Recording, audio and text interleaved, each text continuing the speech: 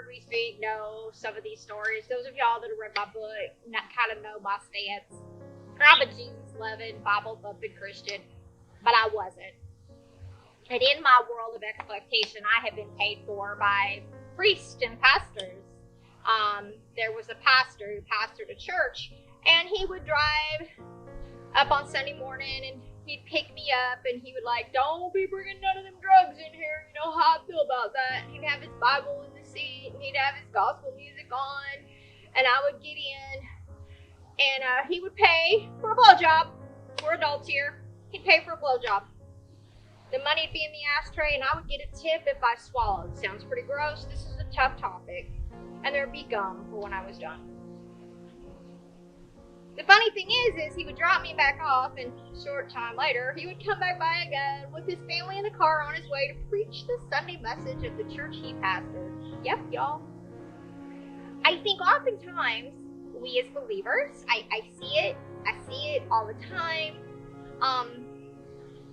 We think just because we say we're a Christian, when we talk to vulnerable populations, that they should assume we're the good guys.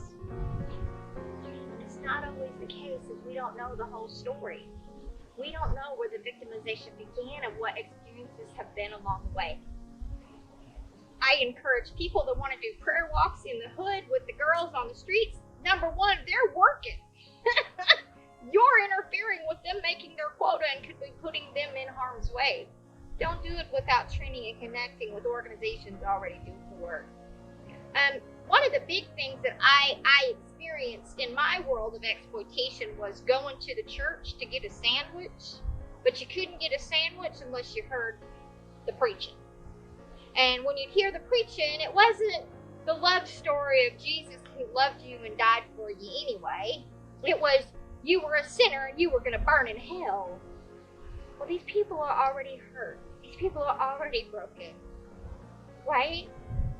If I would have heard the amazing love story of the man who came and died for me, even though he knew every choice that would be made along my journey, do you see how much more hope was inspired through that conversation?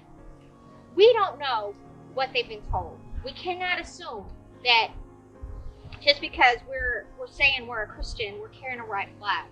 When Christians walk up to individuals that work in the streets and say, hey, can I pray for you? And they say, I'm hungry, and you don't have food, and you say, well, I'm going to pray for that with you right now. Is it going to spontaneously combust at their feet? Probably not, y'all. So I have this little jingle. Y'all don't laugh at me singing. It's not my thing. That's why I'm a writer. But it's true. We got to tread lightly, tread gently, my Christian friends. You never know what brokenness that might happen. It takes doing 1,000 good things. It takes saying 1,000 good things to make one bad experience seem okay. Tread lightly, tread gently. Tread lightly, tread gently. Okay, y'all, I say that because when we think about the neural pathways that happen, if you understand the science behind trauma and how it impacts the brain, the neural pathway completely rewires its highway based on the trauma. And so it takes hundreds of positive, good reinforcements to just change one negative trauma neural pathway in the brain. This is science. It's not just me.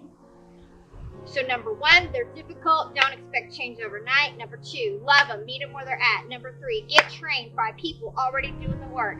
And number four, understand you have no idea what the whole story is.